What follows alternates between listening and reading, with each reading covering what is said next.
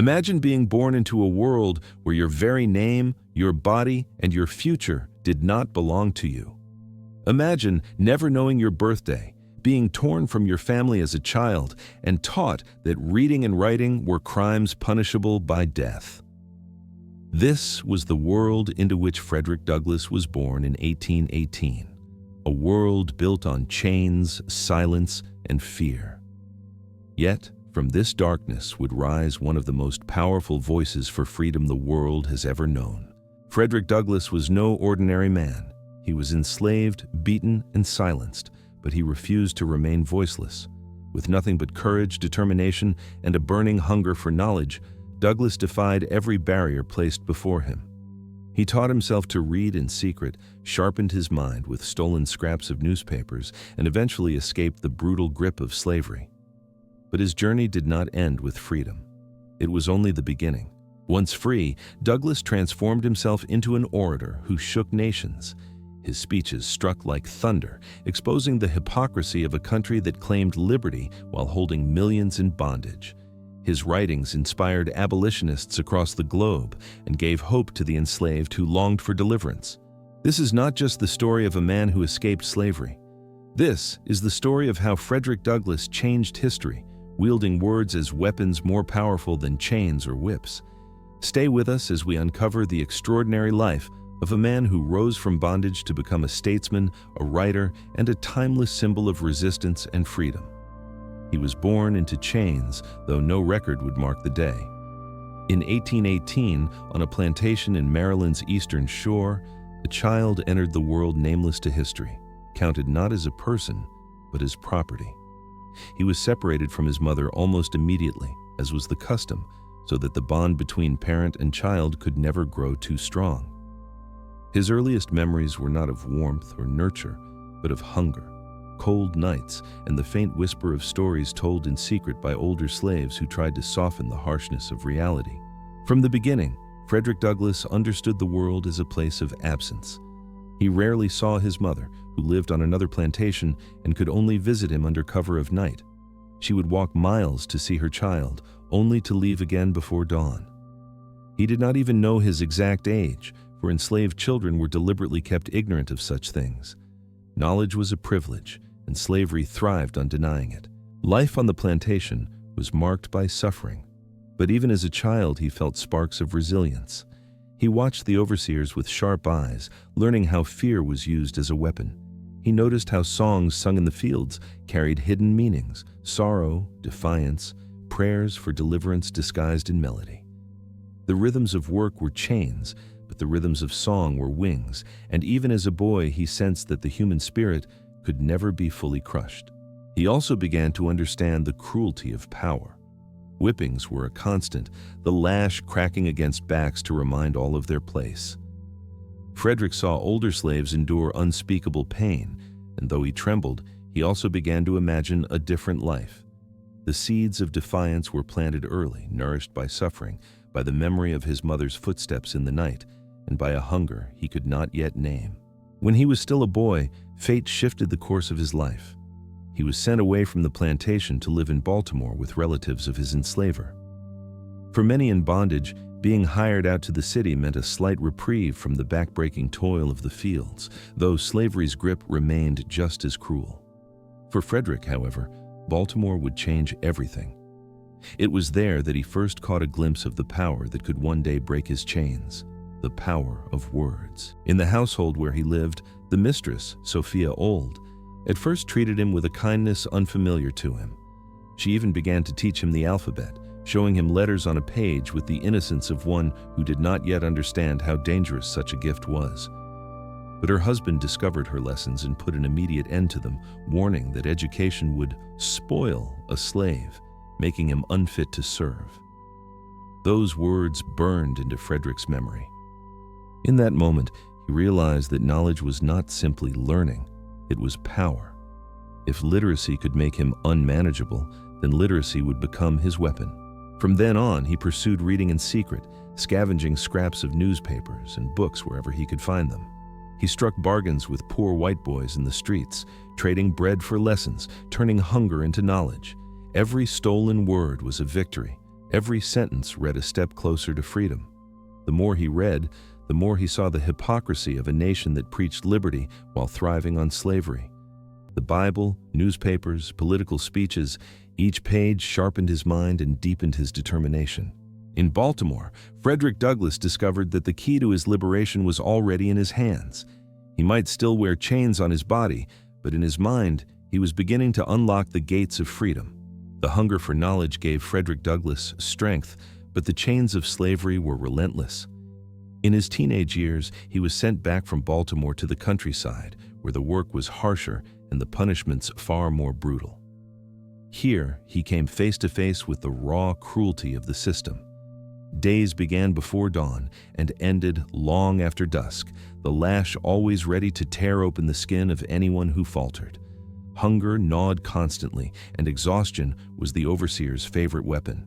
Among the men who sought to crush him was Edward Covey, known across Maryland as a slave breaker. Covey's reputation was built on fear. He prided himself on taming rebellious slaves through endless beatings and humiliation. For Douglass, his time under Covey would become a crucible, testing the limits of his endurance and threatening to extinguish the light of hope he carried within. Covey beat him mercilessly, driving him into the fields until his body collapsed from exhaustion. For months, Douglass endured, his spirit battered but not broken. Then came the day that changed everything. One morning, after yet another vicious attack, Douglass decided he would submit no longer. When Covey raised his whip, Douglass fought back with his bare hands. The two struggled for nearly 2 hours, grappling in the dirt, Douglass refusing to yield. In the end, Covey backed away, humiliated, unable to subdue the young man he had sworn to break. Douglass later described this moment as the turning point of his life. Though still enslaved, he had reclaimed something far more important: his sense of manhood, his inner freedom.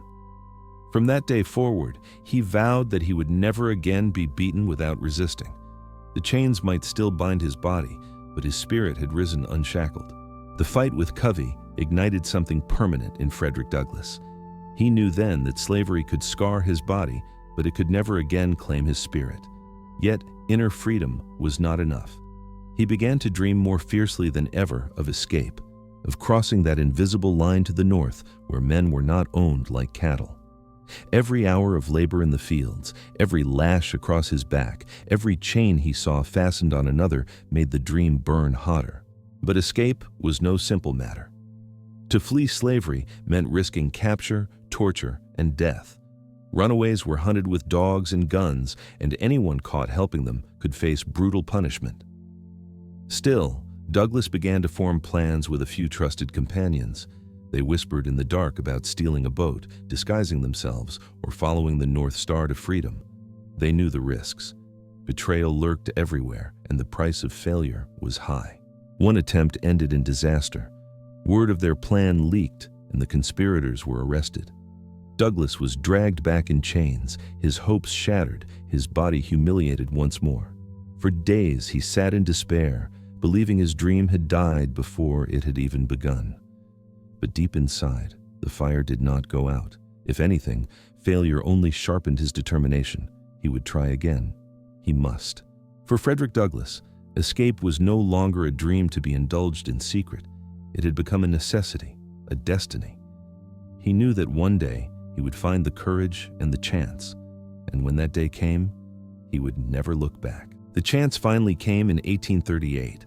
By then, Frederick Douglass was 20 years old, hardened by years of labor but still burning with the dream of freedom. With the help of Anna Murray, a free black woman who loved him and believed in his destiny, he devised a plan bold enough to succeed. Disguised in a sailor's uniform, papers borrowed and altered, he boarded a northbound train. Every moment was a heartbeat away from discovery. A wrong glance, a single question from the conductor, and he could be dragged back in chains or worse. But luck and courage carried him forward. From train to steamboat, from fear to trembling hope, he pressed on. The miles passed like a lifetime until at last, he stepped off the train in New York. In that instant, he later wrote, he felt as though the earth itself had shifted beneath his feet. For the first time, he stood on free soil. Yet, freedom was fragile. Slave catchers prowled even in the North, and the fugitive slave laws meant he was never entirely safe. Still, Douglass tasted liberty, and he vowed never to let it go. Soon after his arrival, he married Anna Murray, the woman whose love and determination had fueled his escape. Together, they built a home in Massachusetts, where Frederick began the next chapter of his life. He was no longer simply a runaway slave. He was a free man with a voice the world was about to hear. Freedom had given Frederick Douglass a new life, but it also gave him a new mission. In New Bedford, Massachusetts, he worked as a laborer, determined to provide for Anna and build a life far removed from the whips and fields he had left behind. Yet he carried with him stories too heavy to keep silent. The memory of chains, the sound of the lash, the sight of families torn apart, these haunted him. When he attended meetings of the abolitionist movement, he listened at first quietly, but it was only a matter of time before others urged him to speak. When he finally stood before an audience, his words flowed with fire. He spoke not as a scholar or politician, but as one who had lived the nightmare. His descriptions of slavery's cruelty stunned listeners into silence and then into thunderous applause. He spoke of hunger and fear, of beatings and stolen childhoods, of the moment he fought back against Covey and claimed his manhood. His voice carried both pain and dignity, each sentence a blow against the institution that had tried to break him. Among those who heard him was William Lloyd Garrison, the fiery abolitionist editor of The Liberator. Garrison was electrified by Douglass's testimony and urged him to join the lecture circuit as a speaker for the American Anti-Slavery Society. Douglass agreed, and soon he was traveling from town to town, his commanding presence and eloquence drawing crowds wherever he went. Audiences who expected broken English from a man once enslaved were astonished by his mastery of language. Many could hardly believe he had ever been in bondage, but that disbelief only sharpened his mission to prove through his very voice that slavery did not make men less human, it sought only to silence them. And Frederick Douglass had found his voice at last.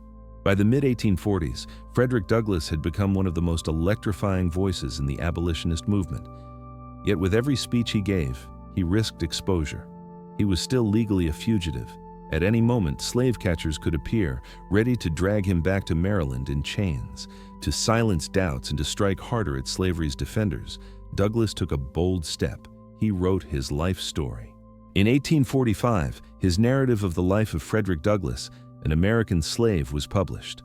It was more than a memoir. It was a weapon.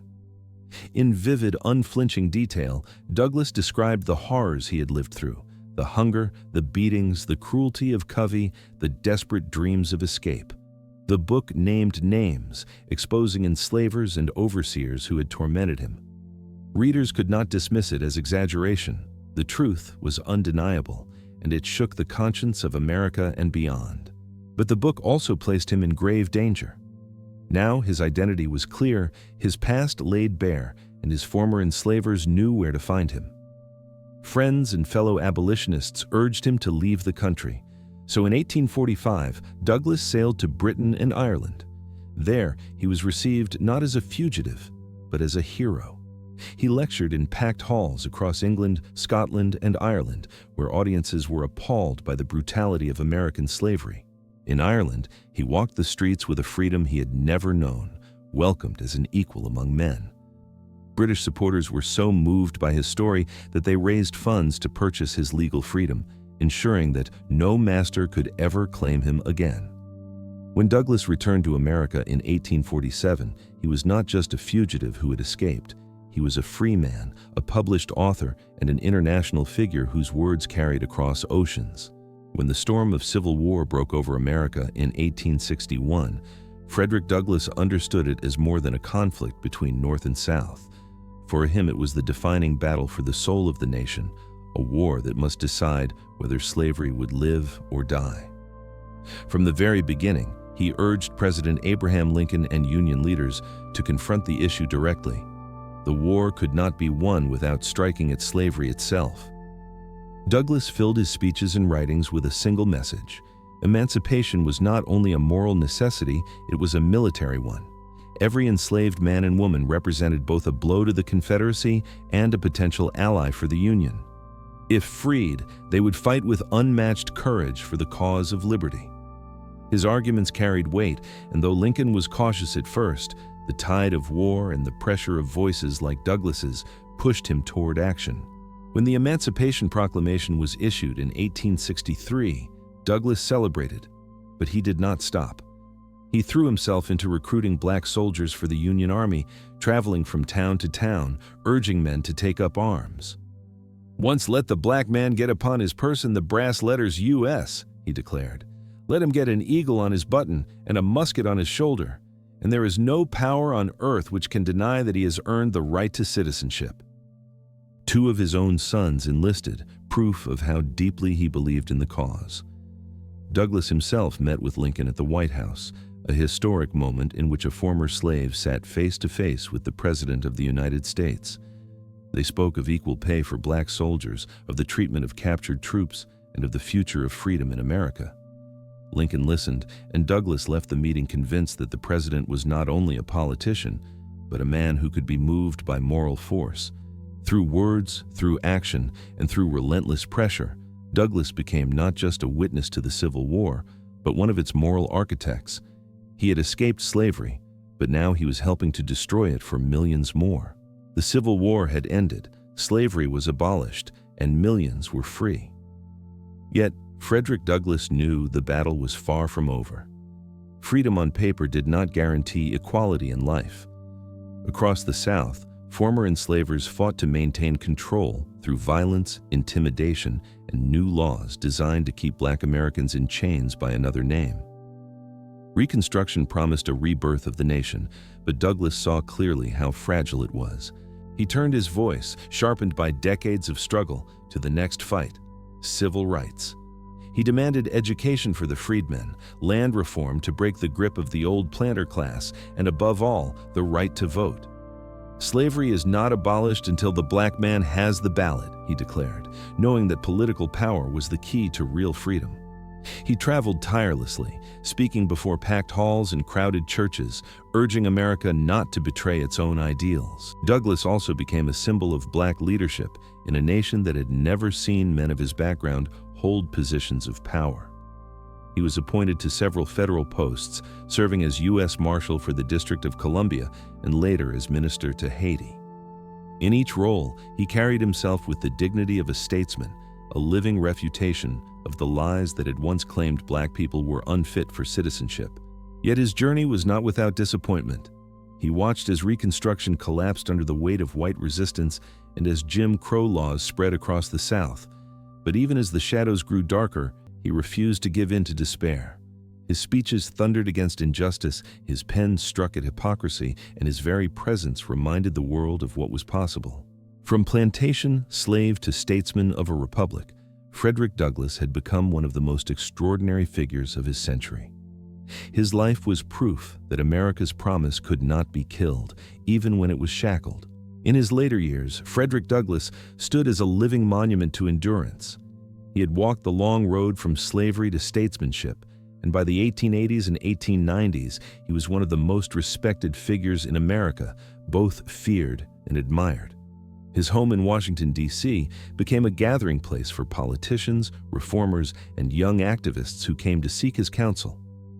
Visitors often remarked on his commanding presence: tall, broad-shouldered, his hair now a silver crown, his voice still carrying the same thunder that had once shaken abolitionist halls. Even in old age, he refused to retreat from public life. He spoke tirelessly against lynching, against segregation, and against the betrayal of Reconstruction. He reminded audiences that the fight for freedom did not end with emancipation, that the true measure of liberty was equality, and that America had not yet fulfilled its promise. His speeches were as sharp as ever, challenging a new generation to carry forward the struggle. On February 20th, 1895, after attending a meeting of the National Council of Women, Douglass returned home and suddenly collapsed. He was 77 years old. The news of his death spread swiftly, and grief poured across the nation. Former slaves, activists, and politicians alike mourned him as a giant of history, a man who had defied the whip, the chain and the silence imposed upon him to become a voice of thunder for the oppressed. His funeral drew thousands, and he was laid to rest in Rochester, New York, the city he had long called home. Yet his legacy did not end with his burial. His life became a beacon, a testament to the power of resilience and the unyielding will to claim one's humanity. Generations since have looked to Douglass not only as a figure of the past, but as a guide for the future, proof that words can shatter chains, that knowledge can open the gates of freedom, and that one man's courage can help change the course of history.